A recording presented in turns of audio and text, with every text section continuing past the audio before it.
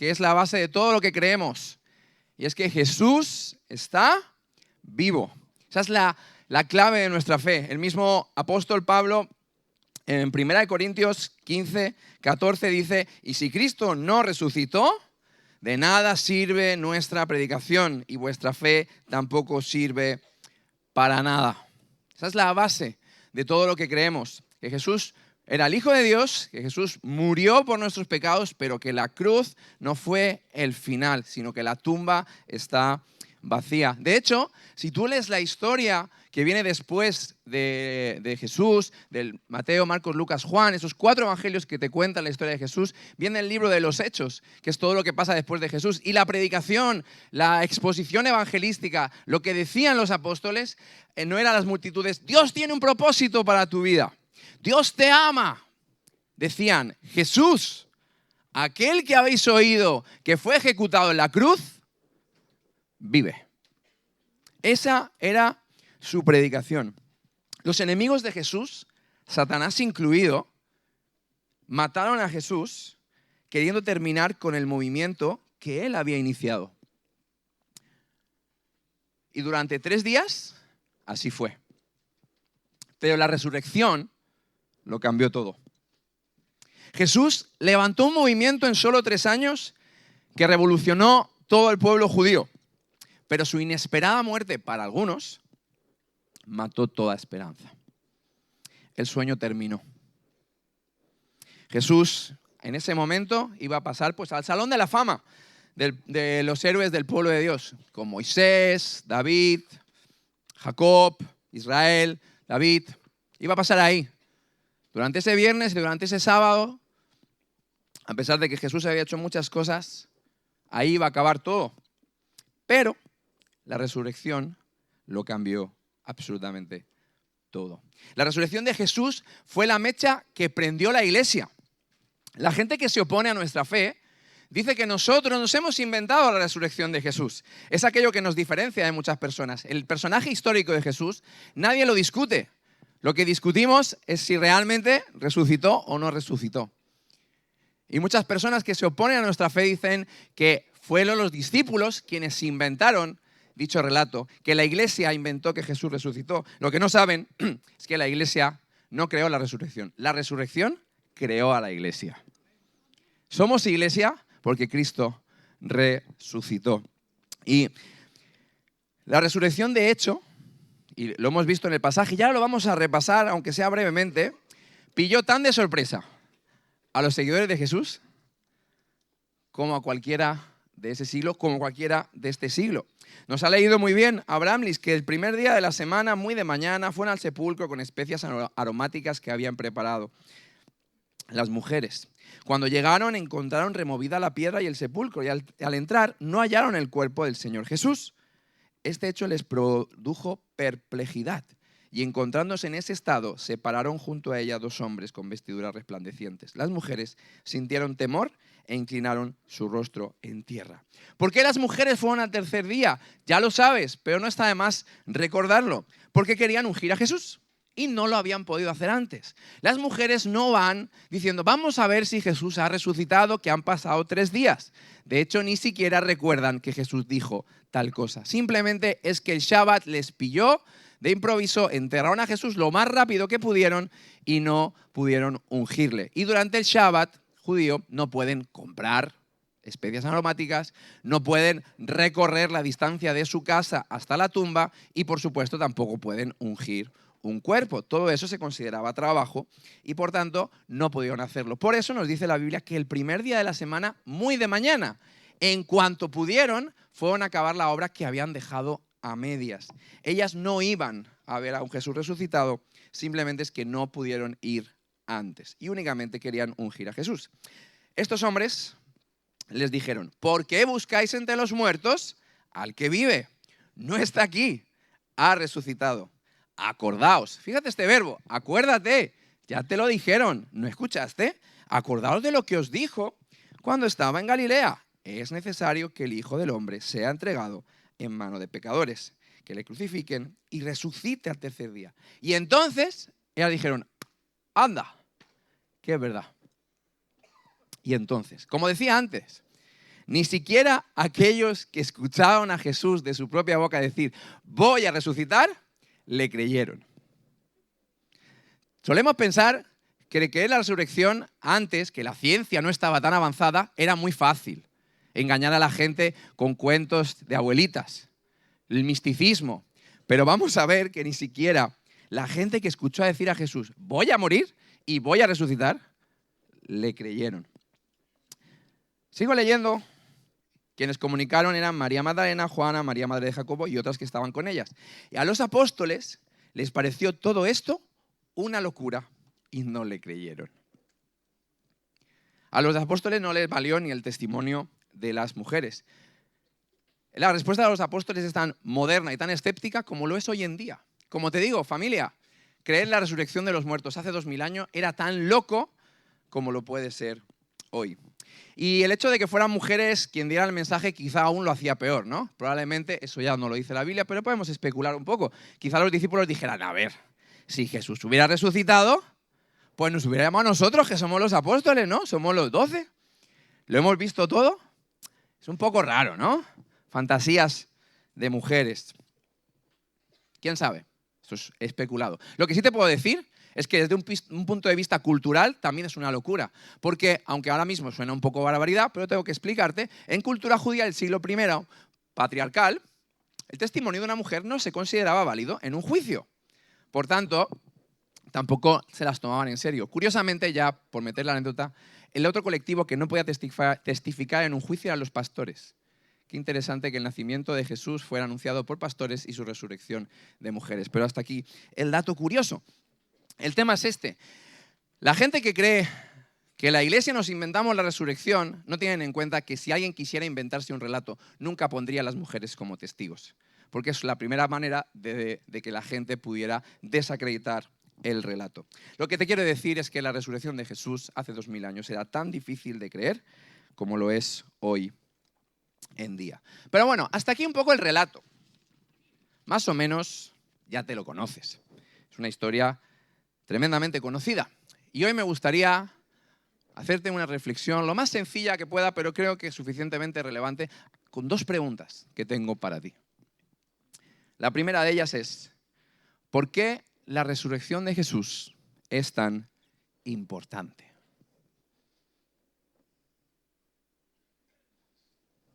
Piensa. No vayamos tan rápido. Piensa, ¿por qué? ¿Por qué es tan importante? Yo te voy a dar 3 razones. Jesús, ¿solo hay 3 razones? No. Pero como yo tengo el micro, te cuento 3 razones que yo he visto. Probablemente haya más. La Biblia no te dice que hay un número limitado de razones. Pero creo que las 3 razones que te voy a dar tienen sentido y espero que te hagan reflexionar. Y probablemente, si habláramos y tomáramos un café, encontraríamos más.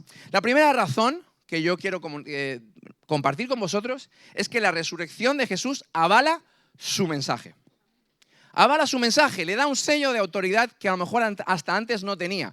De hecho, algo curioso, a mí que me gusta un poco mirar las palabras y demás, Lucas no suele usar este título para Jesús, pero justo en el último capítulo de Lucas utiliza este título cuando aparece Jesús, es el Señor Jesús. Versículo 3 y versículo 34, Lucas ya hace referencia a Jesús como el Señor Jesús, como si tras ese hecho su autoridad quedará confirmada. Y déjame, me explico. Si tú has leído la historia de Jesús o si tú la has vivido como son los discípulos, te das cuenta de que a Jesús le obedece todo el mundo. Por ejemplo, los panes. Le dijo, multiplíquense y se multiplican. Los árboles también obedecen a Jesús. Higuera, que te secas, y la higuera se seca. Los mares obedecen a Jesús. Familia, somos mediterráneos, el mar es ingobernable. Ya lo sabes. Pues obedeció a Jesús. Los vientos obedecieron a Jesús. La enfermedad obedeció a Jesús. Los demonios obedecen a Jesús. Pero es que ya llegamos al límite cuando la muerte también obedece a Jesús. Familia, si la muerte obedece a Jesús, yo también. Le estuve preguntando a los monitores del campamento, porque estaba con esta predicación en la cabeza todos estos días, y les he hecho estas preguntas. Y uno de ellos me dijo, que Jesús haya resucitado implica que tienes que creer todo lo que te ha dicho. Implica tener una mente abierta a todo lo que pueda pasar. Me gusta pensar que con la muerte de Jesús tengo la oportunidad de vivir una vida eterna, aunque mi mente no acaba de entenderla. Veréis, familia, Jesús dijo muchas cosas. Y al morir, sus enseñanzas pues tenían el riesgo de morir con ellas, de que se quedara, bueno, pues como una corriente filosófica más. En cambio, la resurrección hace que su mensaje sea eterno. Si Él cumplió lo más difícil, que es resucitar, ¿no será todo lo que dijo verdad? Dijo, voy a morir y voy a resucitar. Y tal como dijo, pasó. Si eso es verdad, no tenemos motivos para sospechar acerca, por ejemplo, de su identidad. Él también dijo, soy hijo de Dios. Y la resurrección quizá es una señal. Acordaos que a veces hemos predicado sobre esto, de que los milagros nunca son un fin en sí mismos, son un medio que señalan. La resurrección de Jesús es la gran señal que dice, ¿veis? ¿Veis cómo soy el que dije que era? ¿Veis cómo lo que yo decía del reino de los cielos, yo tenía razón? La resurrección es la señal de que lo que dijo Jesús sobre Dios es verdad, que lo que dijo sobre sí mismo es verdad, que lo que dijo sobre el reino es verdad. La resurrección es la señal que nos dice que eso es lo que dijo Jesús acerca de los pobres, los marginados, los mansos, los humildes. Tenía razón. Porque si lo más difícil lo cumplió, ¿por qué todo lo demás sería mentira? No tiene ningún sentido. La resurrección de Jesús es la señal que Él decía la verdad cuando dijo, yo soy la resurrección y la vida. Eso ya es imposible. Yo soy la resurrección y la vida. Lo ha cumplido con la tumba vacía. Si esa parte de la frase es verdad, ¿no será verdad la segunda frase? El que cree en mí, aunque esté muerto, vivirá. No puedes creerte una parte de la frase y la otra desecharla. La más difícil la demostró muriendo y la demostró resucitando. Pero no solo eso. Uno de los monitores, cuando yo le tenía esta conversación, otro me dijo, que Jesús haya resucitado es la garantía de que todo lo que dijo Jesús se ha cumplido y por tanto todo lo que me prometió también lo cumplirá. También dejó promesas que aún no hemos visto. Me voy a preparar su lugar en casa de mi padre. Él prometió eso. Será también verdad. Me voy, pero volveré. Se está tardando, pero se vuelve. Mi paz os dejo, mi paz os doy. Estaré contigo siempre. Son promesas de Jesús y su resurrección avalan su mensaje. Lo más difícil lo cumplió. Si alguien sabe dar un doble mortal hacia atrás, ¿no confiaremos cuando dice que sabe hacer la voltereta? Razón número 2 de por qué la resurrección de Jesús es tan importante, y lo conecto con lo último que he dicho. La resurrección de Jesús mata cualquier atisbo de religión y abre la posibilidad a una relación. Si Jesús hubiera muerto, la relación que tú tienes con Jesús sería muy mística. Sería hablar con el más allá, convocar el espíritu y el alma de un gran profeta. Pero no es así. Jesús está vivo. Te escucha, te habla, te abraza. No hace falta hablar con el más allá para hablar con Jesús, porque Jesús está aquí y ahora. Y sé que suena loco decir que Jesús está aquí y ahora, pero también estaba loco decir que alguien iba a resucitar y aquí estamos, celebrándolo. De hecho, permíteme que te cuente una pequeña anécdota que he compartido con jóvenes, pero no sé si he compartido con la iglesia, entonces quería compartirte. Es un poco loco. Hace unos años, bastantes, tú ya sabes, ¿no? Pues la vida cristiana pues tiene sus montañas y tiene sus valles. Y en un momento malo para mí, me sentí muy solo, tremendamente solo, ¿vale? No voy a contarte qué pasó, simplemente me sentía muy solo. Realmente no tenía amigos cerca con los que hablar, mi pastor tampoco estaba, era un momento de tremenda soledad y me sentí muy, muy solo.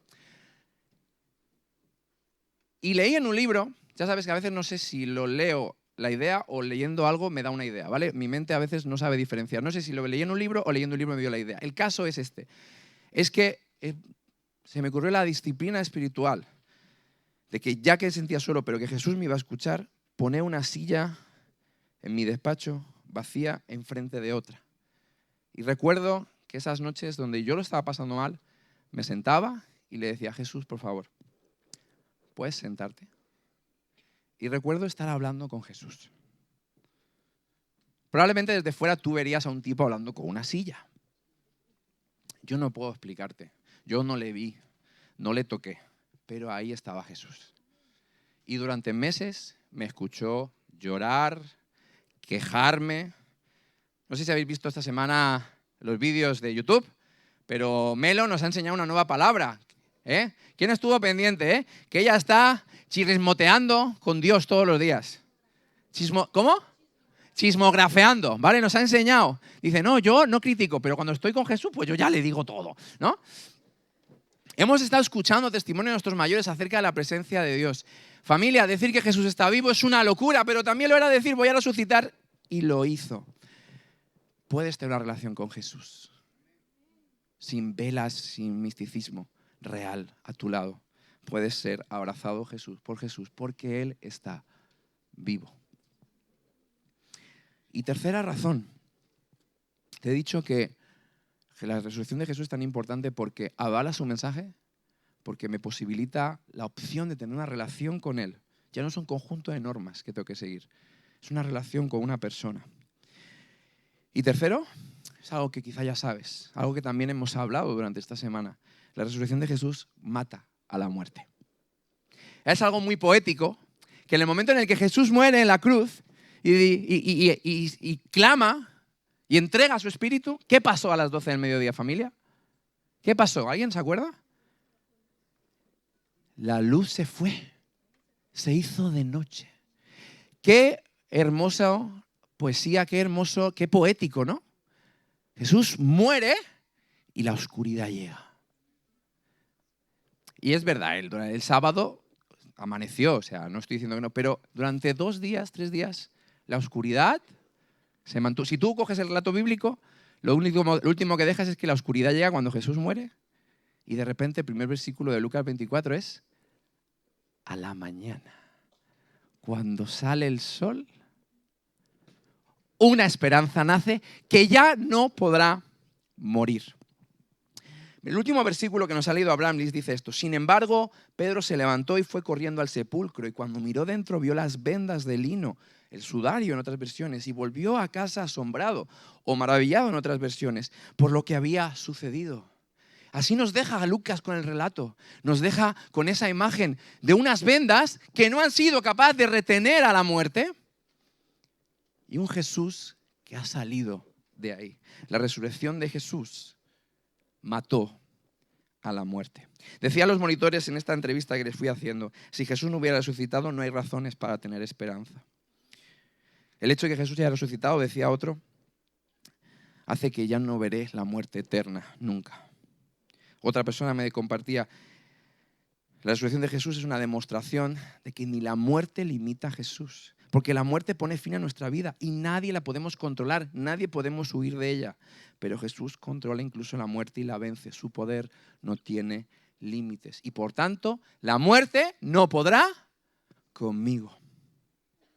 Todos experimentaremos la muerte, pero la muerte eterna no te alcanzará, porque Jesús la venció por ti.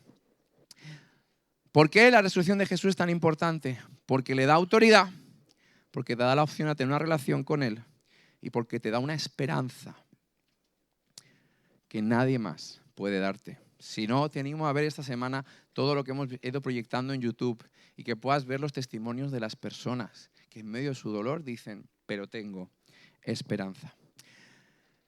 Pero para acabar la predicación, quería acabar con una segunda pregunta. Porque veréis, hace unos años estaba paseando por Madrid y entré en un museo. Empecé a pasear y fui para ver el Guernica, pedazo de cuadro gigantesco, madre mía. Y seguía pasando por cada galería y de repente vi un cuadro de Jesús crucificado. Y me quedé mirándolo. No era especialmente bonito, también te digo, pero me quedé mirándolo, ¿no? Y vi a la gente pasar, lo miraba y seguía pasando. Había un frutero al lado también pintado, había a Jesús pintado. Era como, bueno, pues una cosa más, ¿no? Y yo me quedé diciendo, ¿una cosa más? Jesús está ahí muerto. Simplemente pasamos de largo y ya no nos remueve. De hecho, os compartía yo el jueves por YouTube, diciendo, hay veces que me siento mal porque cuando leo la muerte de Jesús, digo, ¿por qué no me afecta lo suficiente? Debería estar llorando. Pero lo he leído tantas veces, he visto tantas pelis, he visto tantos cuadros que ya no sientes. no padeces. Y creo que nos pasa un poco lo mismo con la tumba. Y te hago esta pregunta, ¿por qué la tumba vacía no nos impacta? Mi reflexión es porque no entendemos nuestro pecado. No entendemos la gravedad de lo que hicimos. Y eso condiciona nuestro arrepentimiento. Mismo Jesús nos dejó una historia que dice, 2 hombres subieron al templo a orar. Uno era fariseo y otro recaudador de impuestos. El fariseo, poniéndose en pie, oraba para sí de esta manera: Dios, te doy gracias porque no soy como los otros hombres, ladrones, injustos, adúlteros, ni aún este recaudador de impuestos. Ayuno 2 veces a la semana y doy diezmo de todo lo que poseo. En cambio, el recaudador de impuestos, que se mantenía a cierta distancia, ni siquiera se atrevía a levantar los ojos al cielo, sino que se golpeaba el pecho diciendo: oh Dios, ten compasión de mí, que soy pecador. Os digo que el recaudador de impuestos descendió a su casa más justificado que el otro, porque cualquiera que se ensalza será humillado y el que se humilla será ensalzado. Esta historia está en Lucas 18. Y sabes que la clave de esta historia no es que los recaudadores de impuestos se vayan sintiéndose mejor. Porque si lees el primer versículo, que me he saltado aposta para darle un poco más de dramatismo al relato, es que Jesús no está hablando con recaudadores de impuestos. Jesús esta historia no se la cuenta a un recaudador de impuestos que se siente muy mal consigo mismo para decirle: siéntete mejor. Esa historia se la está contando. Dice, Jesús contó también esta parábola a unos que confiadamente se tenían por justos. El objetivo de Jesús con esta historia no es que te identifiques con el recaudador de impuestos, es decirte que tú eres el fariseo.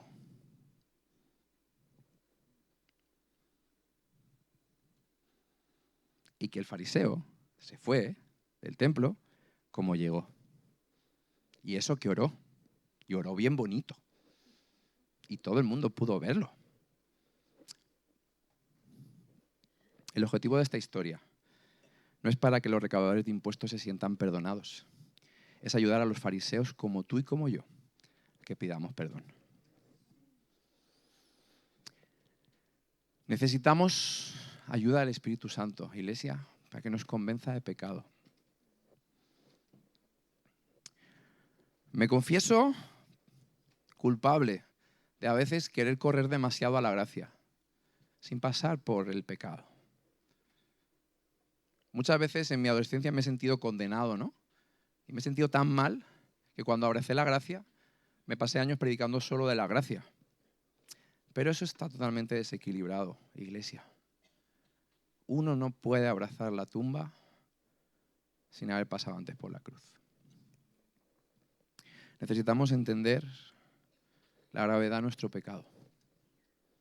Necesitamos entender el tamaño de nuestra deuda. Coche de equipo, ¿me echáis una mano para acabar este tiempo? Familia, creo que la tumba vacía no nos impacta porque no hemos experimentado un sábado santo. Creo que hay veces que pasamos del jueves santo, viernes santo, domingo de resurrección. Total, en la Biblia no hay nada. En la Biblia no hay absolutamente nada. Pero es que solo, te voy a decir esto, solo aquellas familias que habéis venido al banco de alimentos sabéis lo que vale una lata de atún. Solo aquellos que han padecido enfermedad saben lo que vale la salud. Solo aquellos que han experimentado una inmigración no voluntaria saben lo que es la soledad y la importancia de la familia. Y hay veces que me he dado cuenta que el ser humano rápidamente abraza lo que era un privilegio como si fuera un derecho. Asumimos el derecho de que Jesús nos tiene que perdonar, de que da igual lo que hagamos. Pero eso es un privilegio, familia. No tenía por qué hacerlo. No estaba obligado. Fue absolutamente voluntario. Y necesitas pasar por ese sábado para entender por qué esos discípulos que estaban escondidos, tapados, de repente se prendió la mecha y salieron volando. ¿Por qué? Piensa en Pedro. Claro, tú ya sabes que Jesús resucita y eso limita a veces los ojos con el que vemos la resurrección. Pero tienes que piensa por un momento en Pedro. ¿Por qué Pedro sale corriendo? Tiene sentido. Pedro lo último que ha hecho ha sido negar a su maestro. Y después ha muerto. ¿Se puede sentir uno más vil que lo último que le has dicho a un ser querido es algo malo? ¿Tú te puedes imaginar cómo fue el sábado de Pedro? Porque claro, es que después de Lucas 24 llega el 24, pero ahí en medio está el 23b, que es no pasa nada. Pedro todo el sábado dándole vueltas a la cabeza, que lo último que vio de Jesús fueron sus ojos mientras escuchaba un gallo cantar. Lo último. La desesperanza absoluta. El sueño murió. No hay esperanza. Familia, hasta que no comprendamos la gravedad de nuestro pecado, no saldremos corriendo a abrazar las vendas de Jesús.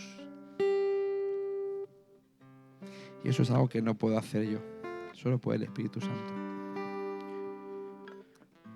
Una de las historias que le tocó oír a Jesús, que está en Lucas 7, es Jesús comiendo con un fariseo, Simeón, el cual no valora que está comiendo con Jesús. Y está en contraste con una mujer que derrama el perfume, que lo vierte todo. Y Jesús exhorta a Simeón diciendo: no la juzgues. El que a mucho se le ha perdonado, mucho ama. El que es consciente de la deuda que tiene, sabe lo que Jesús ha hecho en su vida. Familia, la resurrección es gozo y luz para aquellos que han experimentado un sábado lleno de oscuridad y de desesperanza. No sé dónde estás tú, pero yo deseo que el Espíritu Santo hoy pueda convencerte del tremendo pecado que hay en tu vida para que eso te lleve corriendo a la tumba para abrazar las vendas de Jesús. Porque el problema de la condenación es cuando quiero que te sientas mal y eso es un fin en sí mismo. No. El Espíritu Santo te convence de pecado no para que te flageles y te hagas daño, sino para que corras en busca de tu Salvador, aquel que puede devolverte la esperanza que el sábado te robó. Y te invito a que puedas reflexionar mientras cantamos esta canción. Derramo el perfume sin que me importe nada. No hay nada en este mundo que se iguale a tu mirada. Preciosa fue esa cruz, la que me dio el acceso. Eso solo lo canta aquel que ha experimentado un sábado. Familia, feliz domingo de resurrección, pero no tengas prisa a entrar en él. Abraza el sábado y el domingo te sabrá a paella de mamá, ¿sabes? Delicioso, a croquetas de abuela. Feliz domingo de resurrección. ¿Cantamos?